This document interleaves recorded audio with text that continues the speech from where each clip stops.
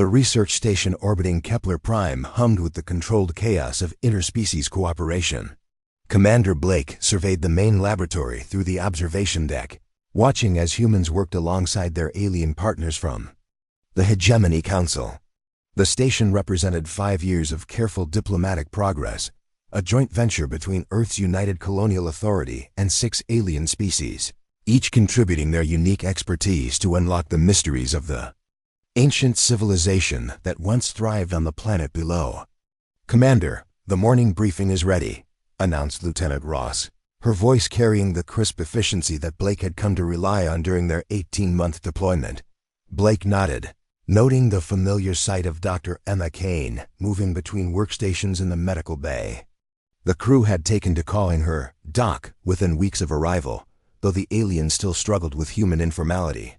At 34, she possessed an easy confidence that made even the most hardened Marines feel at ease during their medical examinations. Her brown hair was always pulled back in a practical ponytail, and her green eyes held the kind of steady intelligence that instilled trust without effort. The briefing room filled with the usual mix of human officers and alien representatives. The Zentari contingent, led by Commander Voss, arranged themselves in perfect hierarchical order, their crystalline forms reflecting the station's lights and patterns that indicated their exact rank within their society. The insectoid Calathi clustered by breeding caste, while the tall, ethereal Neelix maintained the precise spatial relationships that governed their social structure. Today's archaeological survey will focus on the Northern Temple complex. Blake began, gesturing to the holographic display. "Team 7 will." The lights flickered. Then the station shuddered. Emergency klaxons wailed as the artificial gravity fluctuated, sending unsecured equipment floating momentarily before crashing back down. The holographic display dissolved into static, and the air recycling system's steady hum faltered. "All hands to emergency stations." Blake's voice cut through the chaos. "Lieutenant Ross, get me a damage report." "Commander Voss, I need your people on structural integrity scans." The aliens immediately began their formal consultation protocols, a series of rapid clicks, hums, and harmonic tones as they sought proper authorization through their chains of command. Blake watched with growing frustration as precious seconds ticked by while the Zentari crystalline formations shifted to accommodate their decision-making hierarchy. Doc appeared at Blake's shoulder, her medical scanner already active. "Commander, I'm reading massive trauma indicators from Section C. Life support is failing in multiple compartments." Another violent shudder ran through the station. This time, the lights went out entirely, leaving only the eerie red glow of emergency illumination. The station's AI spoke in its maddeningly calm voice. "Hull breach detected. Atmospheric containment compromised. Estimated time to critical failure, 47 minutes. Blake felt the weight of responsibility settle on his shoulders like a physical burden. 300 souls, human and alien alike, depended on his decisions in the next crucial minutes. The joint mission that had taken years to organize could end in catastrophe unless they acted swiftly and decisively. Every great journey starts with a few brave explorers. Sci-fi stellar conflict is just beginning, and your support means everything. If you're hungry for HFY battles and tales of human valor against alien might, hit subscribe. It's free, and it helps us bring these frontlines to you. "Sir," Ross's voice crackled through the comm system, distorted by interference. "I'm trapped in Section C with a Calathi engineering team. The blast doors are sealed, and we've got wounded." "Commander, I don't think we can reach the emergency stations." Blake's blood ran cold. Section C housed the main power distribution center. If they lost that, the entire station would go dark within minutes. Without Ross and her team, they had no way to assess the damage or begin repairs. The alien representatives continued their consultation protocols, their various species leadership structures grinding through the proper channels even as the station died around them. Commander Voss's crystalline form pulsed with urgent patterns, but Blake knew it would be several more minutes before the Zentari could authorize emergency action outside their normal chain of command. They didn't have several minutes. Doc stepped forward, her medical scanner now reading the station's environmental systems. "Commander, I'm showing critical life support failure in Section C through F. If we don't act now, We'll lose atmospheric integrity in those areas within 20 minutes. Blake looked at the woman who had earned the crew's trust through competence, rather than rank.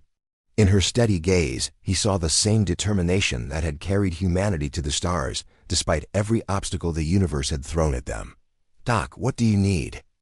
The station groaned around them, metal and composite materials stressed beyond their design limits.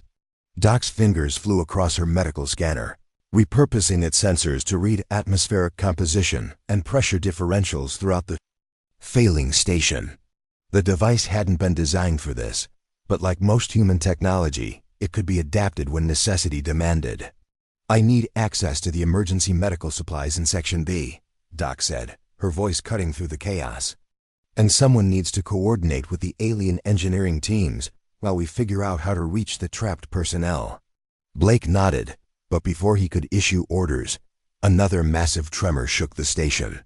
The floor beneath them buckled, and a support beam crashed down between Blake and the main corridor.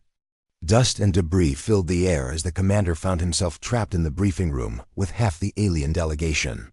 "Commander," Doc's voice came from the other side of the wreckage. "Are you injured?" "Negative, but I'm sealed in.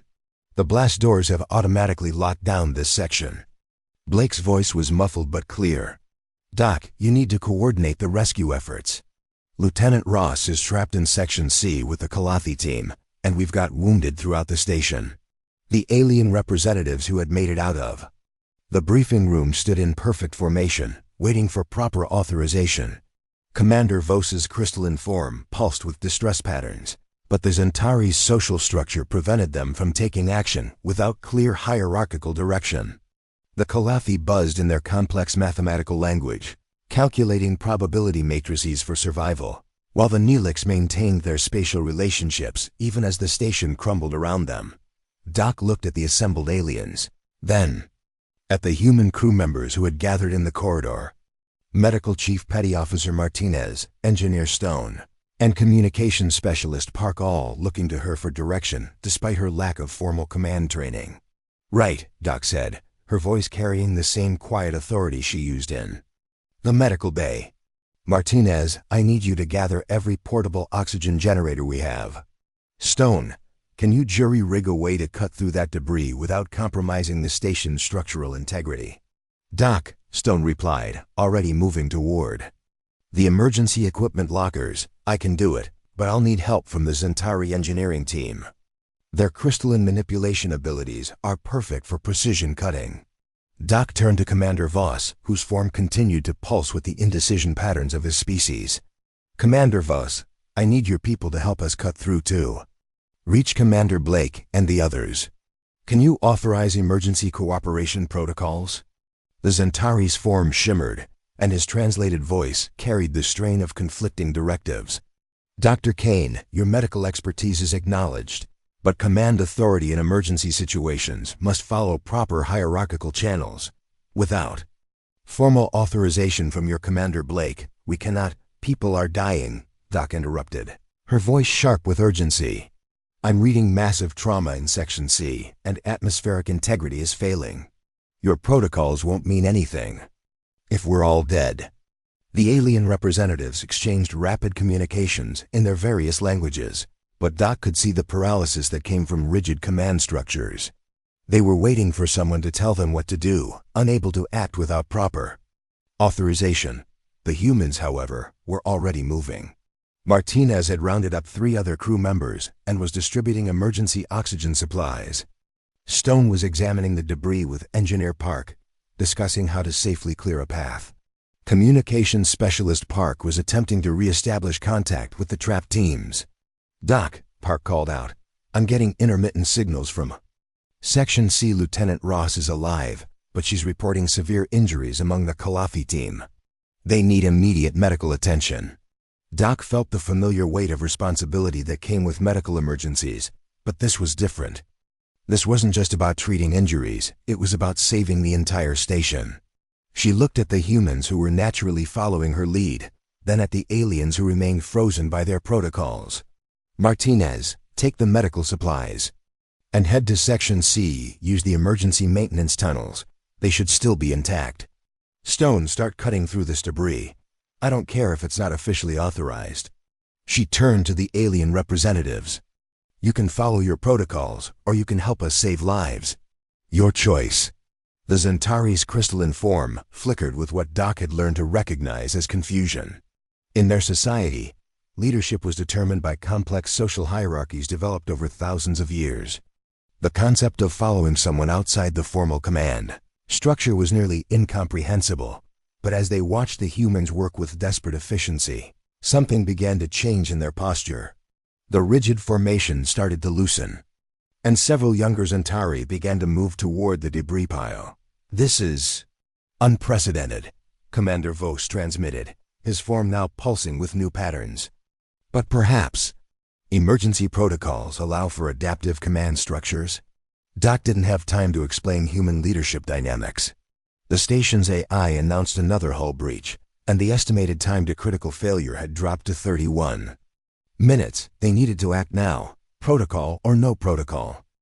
The maintenance tunnels were never meant to accommodate the strange procession now crawling through them. Doc led the way, her medical scanner providing the only reliable navigation through the twisting passages. Behind her, Martinez carried the emergency medical supplies, followed by two young Zentari whose crystalline forms scraped against the metal walls as they moved. The aliens had never seen anything like this. In their societies, leadership was inherited, earned through ritual combat, or determined by complex social mathematics. The idea that someone could simply step forward and take command based on expertise rather than formal authority was revolutionary.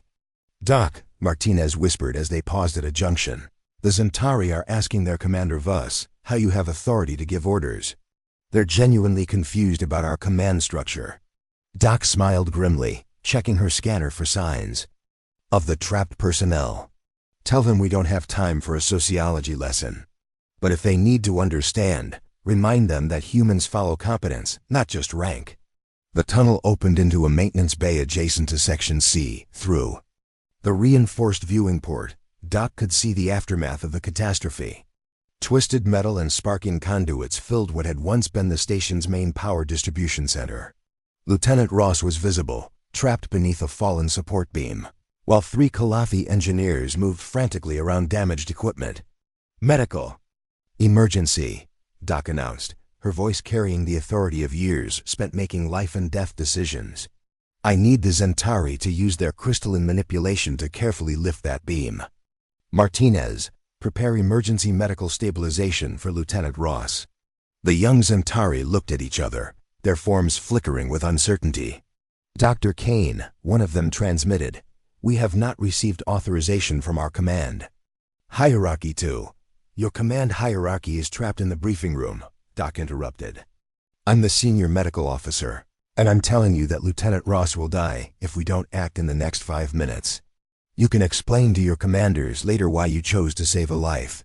Something in Doc's tone seemed to resonate with the aliens. Perhaps it was the same quality that made human patients trust her judgment without question, or maybe it was the simple desperation of the moment. The Zentari began to move, their crystalline forms extending into precise tools for lifting and manipulating the debris. As they worked, Doc noticed something remarkable happening. The aliens weren't just following her orders, they were adapting to her leadership style. The Zentari were asking questions, offering suggestions, working as partners rather than subordinates. It was completely contrary to their rigid hierarchical nature. Fascinating, transmitted the younger Zentari as they carefully lifted the beam. Your species appears to have flexible command structures. This is contrary to all our sociological models. Doc smiled as she moved to examine Lieutenant Ross's injuries. Welcome to humanity. We tend to follow whoever knows what they're doing, regardless of what the org chart says. The Kalathi engineers had watched the entire exchange with their multifaceted eyes, their insectoid forms chittering in their mathematical language. One of them approached Doc, its translator producing a mechanical approximation of curiosity. Dr. Kane, you have no formal command training, yet the humans follow your directives without question. How is this possible? Doc worked quickly to stabilize Ross's injuries, her hands steady despite the chaos around them. It's simple. In a crisis, rank becomes secondary to competence. My people trust me because I've proven I can make the right decisions under pressure. That's all the authority I need. The station shuddered again, and the lights flickered ominously. The IS voice echoed through the corridors. Critical system failure imminent. Reactor containment compromised. Estimated time to core breach. 18 minutes. Doc's blood ran cold. A reactor breach would destroy not just the station, but potentially damage the planet's atmosphere below. They weren't just fighting for their lives anymore. They were fighting for the survival of an entire world. Martinez, how's Ross? Stable, but she needs proper medical attention. Doc, she's conscious and asking for you. Doc moved to Ross's side, noting the lieutenant's pale complexion and the determined set of her jaw. What's the situation, Lieutenant? The power distribution center is completely fried, Ross whispered. But Doc, I think I know what caused the cascade failure. The reactor's magnetic containment field is destabilizing. If we can't restore power to the field generators in the next 15 minutes, we're all dead. Doc felt the weight of impossible. Responsibility settling on her shoulders. She was a doctor, not an engineer. But as she looked around at the mixed group of humans and aliens who had followed her into this deadly situation, she realized that formal training might be less important than the ability to coordinate, to inspire, to make decisions when no one else could. What do you need, Ross? I need someone to coordinate a manual restart of the backup power systems. It requires simultaneous activation from 3 different locations, and the timing has to be perfect. Doc, I need you to organize the teams. The aliens watched in amazement as Doc immediately began assigning roles based on capability rather than rank. She sent the Zentari to one location where their crystalline manipulation abilities would be crucial, directed the Kalathi to another where their mathematical precision would be needed, and prepared to lead the human team to the 3rd position. This is impossible, transmitted one of the Zentari. You are making command decisions that affect the entire station, yet you have no formal authority to do so. Doc paused in her preparations, looking at the alien with steady eyes. Authority isn't something you're given, it's something you earn. And right now, I'm earning it by keeping us all alive. The reactor core pulsed with an ominous red glow that painted the engineering deck in hellish shadows. Doc stood at the central control station, her medical scanner now completely repurposed as a coordination device to track the positions of the 3 teams scattered throughout the station. The irony wasn't lost on her. She was using equipment designed to save individual lives to potentially save everyone. Team Alpha, report. Doc spoke into her comm unit, her voice steady despite the magnitude of what they were attempting. Zentari. Team in position at Junction 77 Alpha. Came the translated response from the young crystalline beings who had followed her against their own protocols. Dr. Kane, we wish to inform you that Commander Vos has been monitoring our communications. He is confused by our willingness to follow your directives. Doc smiled grimly. Tell Commander Vos that confusion is a luxury we can't afford right now. Team Beta, what's your status? The Kalathi response came through their mechanical translator. Mathematical Precision Team positioned at Power Coupling 93 Beta, Dr. Kane. We have calculated the probability of success at 23.7%. This is concerning. Team Gamma ready, Martinez's voice crackled through the comm. Doc, Stone says the manual restart sequence is going to be tricky. We'll have exactly 4.3 seconds to complete our part of the activation. Doc looked at the countdown timer on her scanner. 11 minutes until reactor breach. The station's AI had gone silent, its systems too damaged to provide further updates. They were operating on Lieutenant Ross's engineering knowledge and pure desperation. Listen up, everyone, Doc announced, her voice carrying to all 3 teams. I know the odds aren't great. I know we're improvising with equipment that wasn't designed for this. But I also know that every person on this station, human and alien alike, has capabilities that exceed their official job descriptions. We're going to use those capabilities to save lives. Through the comm system, she could hear the background chatter of the aliens as they tried to understand what was happening. The rigid hierarchical structures that had governed their societies for millennia were being challenged by the simple human concept of situational leadership. Dr. Kane, Commander Voss's voice came through the somehow transmitted from the sealed briefing room. We have been monitoring your coordination efforts. This is unprecedented. In our society, such command authority would require formal training and hierarchical approval. Doc checked her scanner readings, noting the reactor's increasing instability. Commander Voss, with respect, your society has never had to deal with an imminent reactor breach. Sometimes you have to adapt or die. But how do your people know? To follow you? What gives you the authority to make decisions that affect hundreds of lives?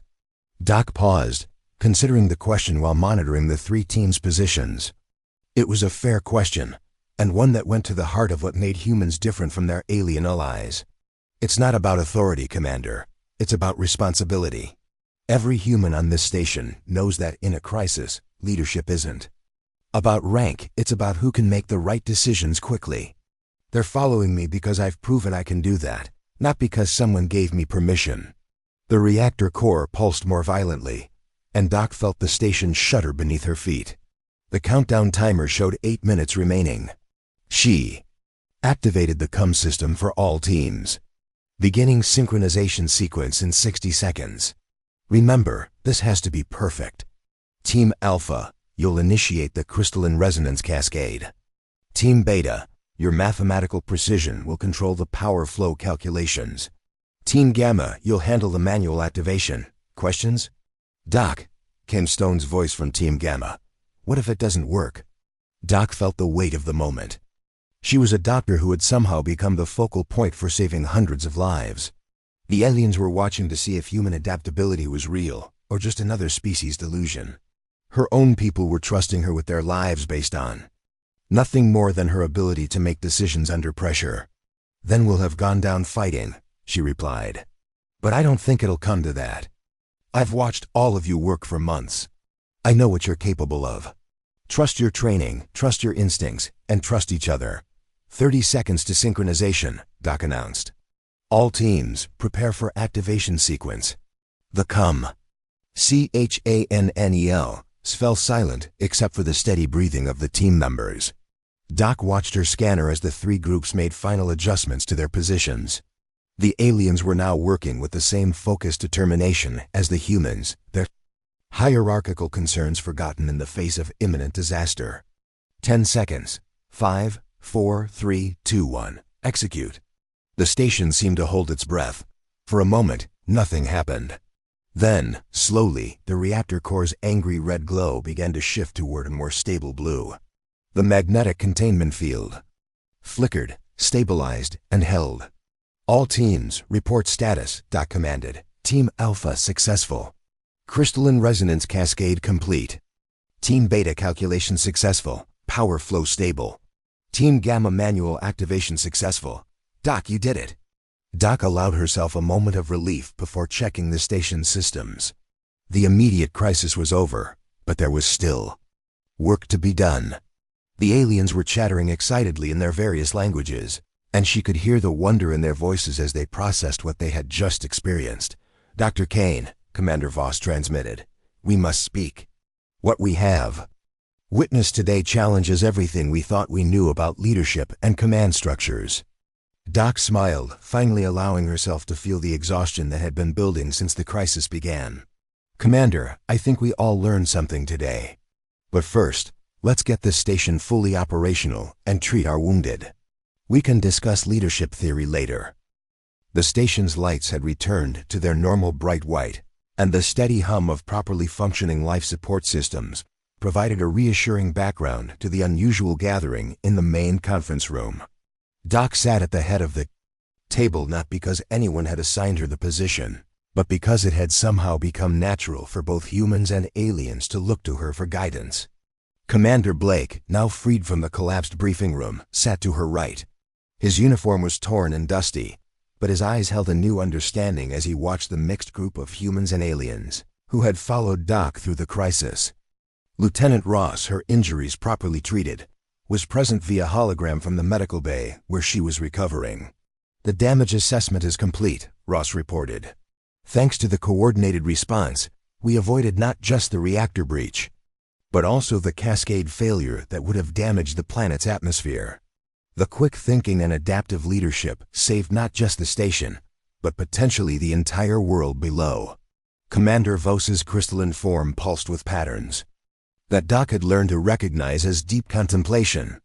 Dr. Kane, we have spent considerable time analyzing what occurred during the crisis. Your actions were contrary to every model of command structure we have studied. The other alien representatives, Kalethi, Neelix, and the others arranged themselves around the table in their traditional hierarchical patterns, but Doc noticed something different. Their formations were looser, more flexible, as if the rigid structures had been somehow softened by their experience. In our society, continued one of the Kalethi engineers, leadership is determined by breeding caste and mathematical aptitude. The concept of someone assuming command based on situational expertise is ... unprecedented. Doc leaned back in her chair, considering her words carefully. Commander Voss, what you witnessed isn't unique to me. It's a fundamental part of human nature. We've always had formal command structures, but we've also always understood that real leadership comes from competence, not titles. Blake nodded, his expression thoughtful. Doc's right. In human military history, we have countless examples of junior officers, or even civilians, taking command when the situation demanded it. We call it leadership by example, but how do you know who to follow? Asked a young Centauri whose crystalline form flickered with curiosity. Without formal hierarchy, how do you prevent chaos? Martinez, who had been quietly observing the exchange, spoke up. Because we pay attention. We watch who makes good decisions under pressure. We learn to recognize competence. Doc's been making life and death decisions in the medical bay for months. When the crisis hit, we knew she could handle it. Doc felt a warmth of pride at her crew's words, but she also recognized the larger implications of what they were discussing. The truth is, rigid hierarchies work well in stable situations. But when everything goes wrong, you need people who can adapt, who can think creatively, who can inspire others to follow them into uncertainty. This is why humans are so unpredictable. Transmitted the Neelix representative, their ethereal form shimmering with what might have been amusement. Your species treats leadership as a fluid concept rather than a fixed structure. Exactly, Doc replied. And that flexibility is what allowed us to save this station. The Centauri's crystalline manipulation abilities, the Kalethi's mathematical precision, the human adaptability, none of that would have mattered if we'd been stuck waiting for proper authorization. Commander Blake leaned forward. What Doc is describing is one of humanity's greatest strengths. We can create formal structures when we need them, but we can also abandon them when the situation calls for it.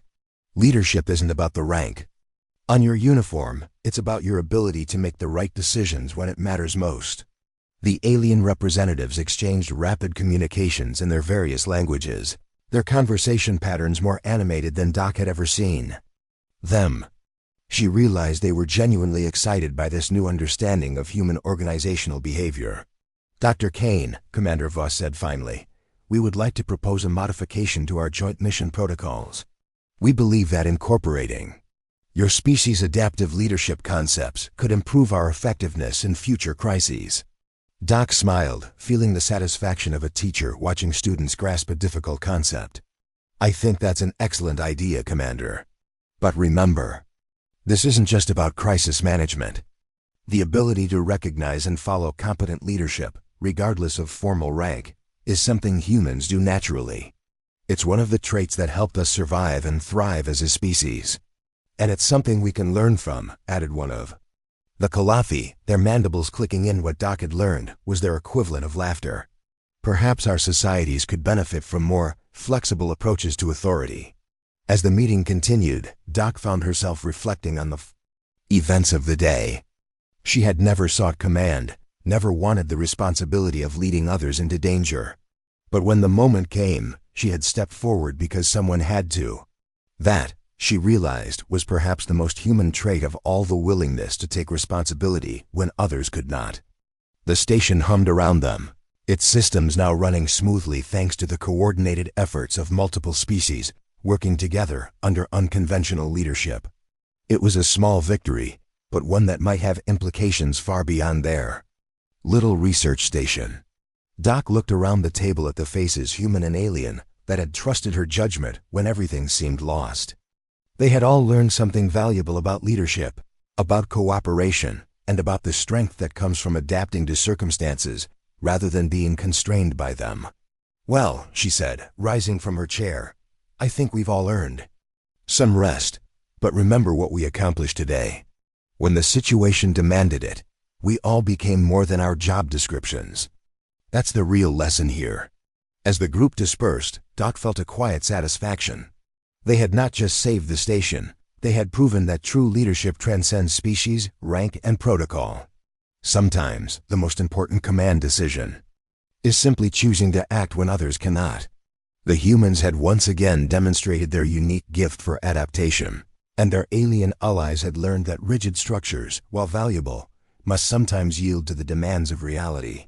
It was a lesson that would serve them well in whatever challenges lay ahead among the stars.